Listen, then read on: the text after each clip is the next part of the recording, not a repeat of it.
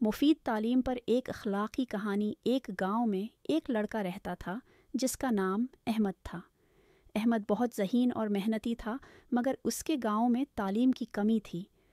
اس کے والدین غریب تھے اور انہیں پڑھائی کی اہمیت کا پوری طرح اندازہ نہیں تھا۔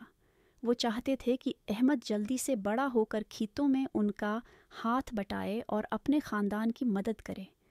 ایک دن احمد کے گاؤں میں ایک نیا استاد آیا جس کا نام استاد علی تھا۔ استاد علی نے احمد کو سمجھایا کہ تعلیم انسان کی تقدیر بدل سکتی ہے۔ وہ ہمیشہ احمد کو یہ بتاتے تھے کہ علم ایک ایسا خزانہ ہے جس کا کوئی بھی قیمتی شے مقابلہ نہیں کر سکتی۔ احمد نے استاد کی باتوں پر عمل کیا اور پڑھائی میں دل لگا کر محنت کرنے لگا۔ وہ جب بھی پڑھتا، اپنے خوابوں کی تکمیل کی امید پیدا ہوتی۔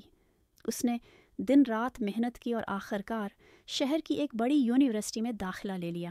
پھر وہ واپس اپنے گاؤں آیا، جہاں اس نے نہ صرف اپنے والدین کی مدد کی بلکہ اپنے گاؤں میں تعلیم کا شعور بھی بیدار کیا۔ احمد نے گاؤں کے ہر گھر میں تعلیم کا شعور بیدار کیا، بچوں کو پڑھانے کا آغاز کیا تاکہ وہ بھی اپنی تقدیر بدل سکیں۔ اخلاقی سبق تعلیم انسان کی زندگی کا سب سے بڑا اثاثہ ہے۔